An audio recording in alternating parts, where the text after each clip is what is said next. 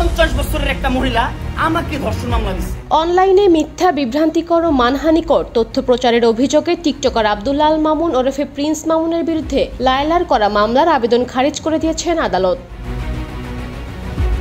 রোববার ঢাকার সাইবার ট্রাইব্যুনালের বিচারক নূরে আলমের আদালত এ আদেশ দেন। সংশ্লিষ্ট আদালতের বেঞ্চ সহকারী জুয়েল মিয়া এই তথ্য নিশ্চিত করে বলেন, সাইবার নিরাপত্তা আইন বাতিল করে সাইবার সুরক্ষা অধ্যাদেশ জারি করা হয়েছে। নতুন এ অধ্যাদেশে এ মামলার অভিযোগ সংক্রান্ত ধারা না থাকায় আদালত মামলার আবেদন খারিজ করে দেন।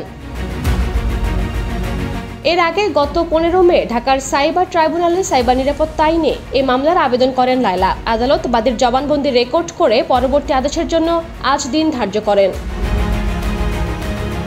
মামলার অভিযোগ থেকে জানা যায়, গত 10 মে প্রিন্স মামুন দারোয়ানকে মিথ্যা তথ্য দিয়ে লায়লার বাসায় প্রবেশ করেন। তার বিরুদ্ধে করা ধর্ষণ মামলা তুলে নিতে চাপ প্রয়োগ করেন। এ সময় লায়লা ঘুমন্ত অবস্থা থেকে জেগে তার উপস্থিতিতে হকচকিয়ে যান। পরবর্তীতে প্রিন্স মামুনকে বাসা থেকে বের হয়ে যেতে বললে মামুন তার ফেসবুক থেকে অশ্লীলভাবে অঙ্গভঙ্গি প্রদর্শন করে লাইভ প্রচার করেন।